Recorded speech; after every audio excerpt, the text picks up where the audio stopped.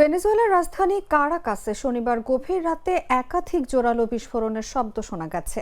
রাত 2:15 পর্যন্ত বিস্ফোরণের শব্দ শোনা যাচ্ছিল, তবে সঠিক অবস্থান নিশ্চিত করা যায়নি।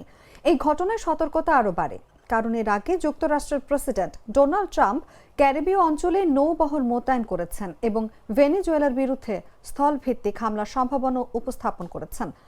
সোমবার ট্রাম্প দাবি করেন, যুক্তরাষ্ট্র ভেনেজুয়েলার মাদকবাহী নৌযানের সঙ্গে যুক্ত একটি ডকিং এলাকা লক্ষ্য করে ধ্বংস করেছে, তবে এটি সামরিক বাহিনী নাকি সিআইএ পরিচালিত অভিযান তা স্পষ্ট করেননি।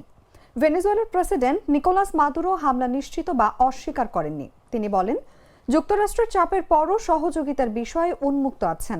ট্রাম্প প্রশাসন মাদুরোর বিরুদ্ধে মাদক কার্টেল পরিচালনার অভিযোগ তুলেছে, যদিও মাদুরো এসব অস্বীকার করেছেন।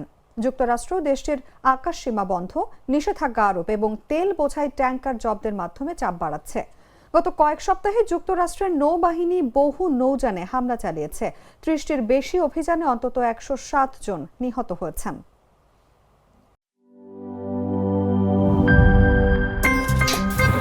আমার একটা স্মার্ট সিদ্ধান্তে 25% গ্যাসের খরচ কমেছে। ভাবছেন কিভাবে? সাধারণ গ্যাস স্টোভ বদলে আমি এনেছি আরএফএল গ্যাস স্টোভ। এর সাইন্টিফিক নজল ও ব্রাস বার্নার ক্যাপ সমানভাবে তাপ ছড়িয়ে রান্না করে দ্রুত, তাই গ্যাসও বাঁচায় 25%, টাকাও বাঁচে 25%। আরএফএল গ্যাস স্টোভ নিরাপদ ও গ্যাস সাশ্রয়ী।